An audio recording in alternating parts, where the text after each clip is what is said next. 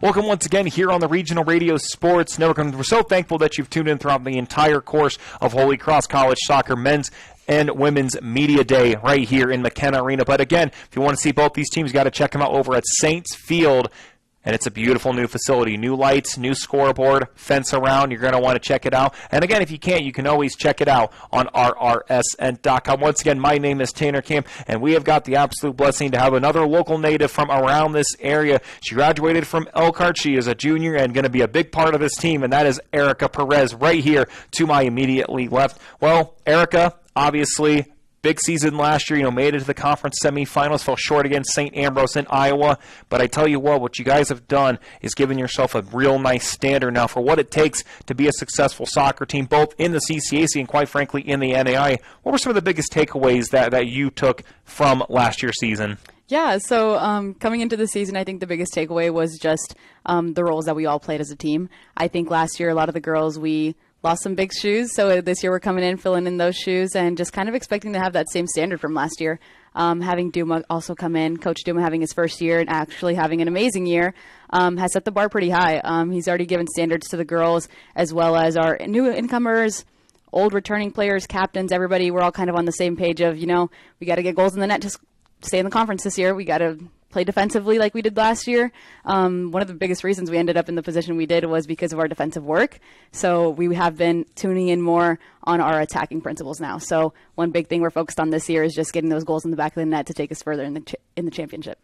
Now let's talk a little bit more about Coach Duma. Obviously, he's been Omar's right-hand man for the longest time from the men's and women's side, and then when Coach Gallo decided to only focus for the men's soccer program, I remember distinctly telling the entire staff, all right, so when's Duma going to start? And he's done a great job. So talk a little bit about both Coach Duma, but also Coach Michaela. I mean, I talked to Mia about this. She just brings another female presence, and she just brings another great soccer mind to this program. So talk a little bit about both Coach Duma and Coach Michaela and what they've brought to this team. They're two really great leaders that you get to follow. Yeah, of course. So Coach Duma, I actually talked to Coach Omar the day he decided he was going to leave the women's program, and I told Omar, I was like, quite honestly, there's no better fit than Coach Duma.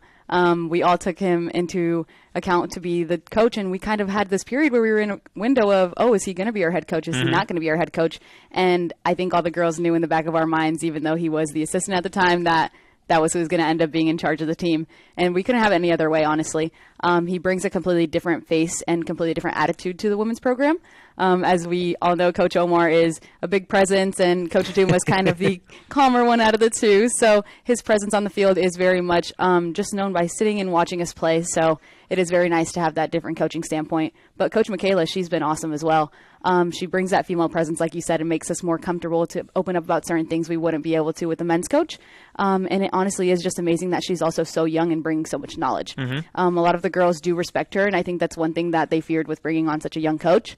But it hasn't been an issue so far. All the girls kind of like being by her. She brings a different energy than Coach Duma, and that's kind of what we need on the sideline. It's also giving us a different outlet as we need other things from our coaches, not just the soccer standpoint, but also in life. She gives really good advice on and off the field, and she's someone we really appreciate to have. Well, you get this great opportunity as you see the new field. I know eventually coming up here, you're going to have a practice where it's going to be at night and those lights are going to shine.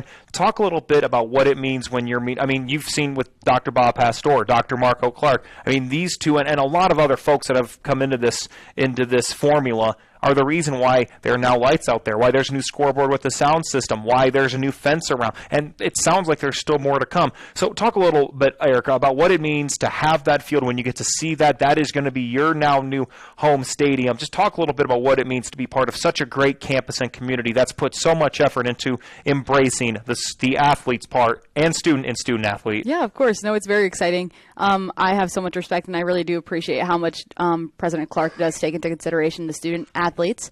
You would think that with our small community, we have that big support behind us, and it's definitely true. Holy Cross student athletes have the whole village behind them. It's not just the people who come and watch us. It's also our own student body. It's also our professors, the people on the board. It's President Clark himself coming out to our games.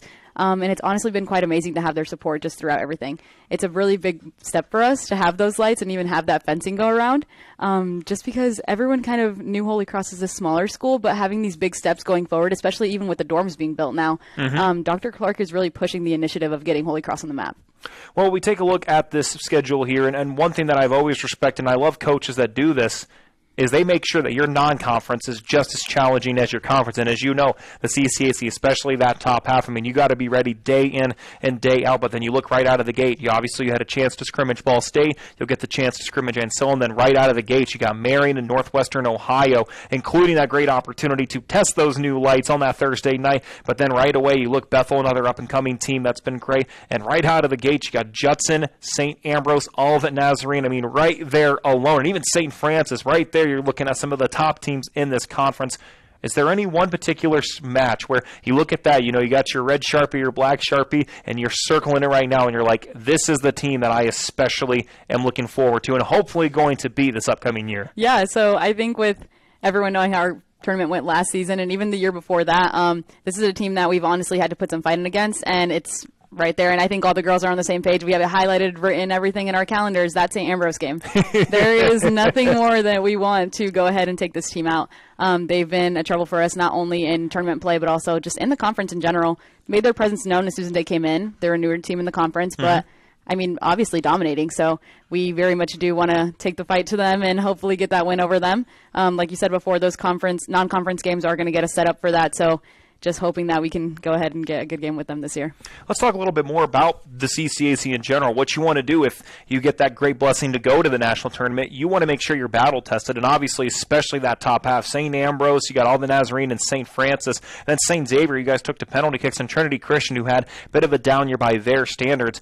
What does it mean to be in a conference that, day in and day out is going to challenge you? And if you don't bring your A game, it's can be the difference between hosting and being one of the top four and potentially not even making the postseason tournament. Yeah, of course. So the CCAC is very challenging. It's like one game you sleep and all of a sudden you're moving down 4 places in the table. It's very tough. And especially with the competition that is in that Chicago area, it's literally day by day. The girls have to fight every single game, and there's no game where we can sleep and say, hey, we're just going to lay back this game. No, we have to go after every single game. And with that being said, we are looking at finishing top 3 this season. There's nothing less than our standards right now that is written on our whiteboard in the locker room.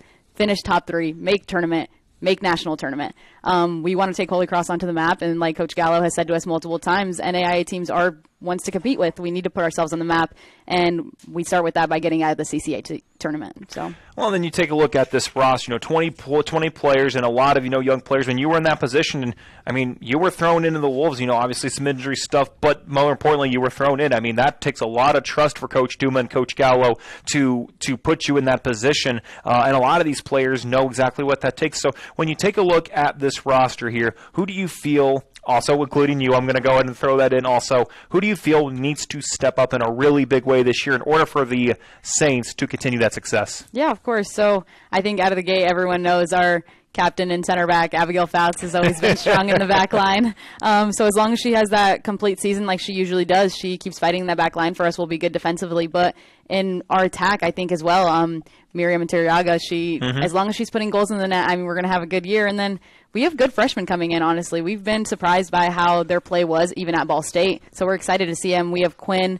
a graduate from Marion High School. We know how they usually have good players come in for us, so she's going to be really good in that back line. She can even get into the attack and score some goals for us. And then we have Brianna Munoz coming into our midfield as well.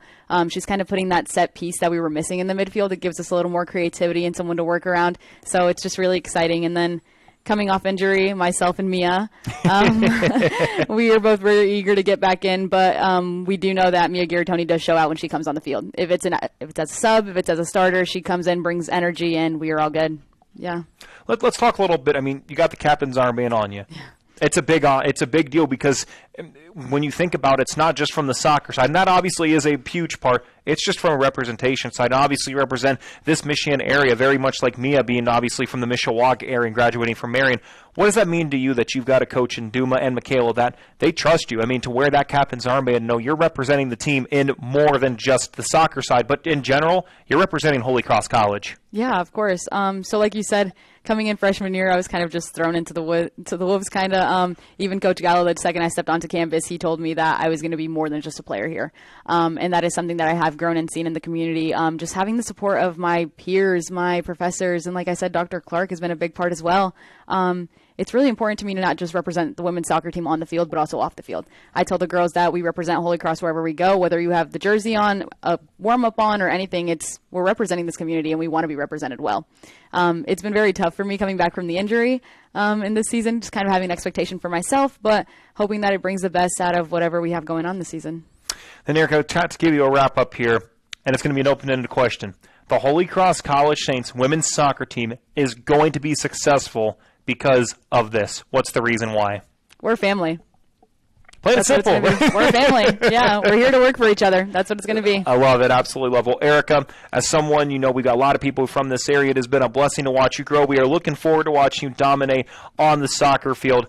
We appreciate you taking time for a during Media Day here today. Thank you so much. Once again, Erika Perez, the pride of Elkhart, Indiana. You can tune into her as well as many other players from this Michiana area. You can check it out again over at Saints Field during their matches, as well as on our website at rrsn.com. Well, once again, we have lots of interviews throughout the course from Men's and Women's Soccer Media Day here at Holy Cross College, so be sure to check every single one of them out here on the Regional Radio Sports Network and rrsn.com. So for all of us here at Holy Cross College, and for Fred Maxey as well, did a tremendous job throughout the course of today. My name is Tanner Camp. Have a wonderful rest of your day, and be sure to tune in for lots of Holy Cross College athletics right here on the Regional Radio Sports Network.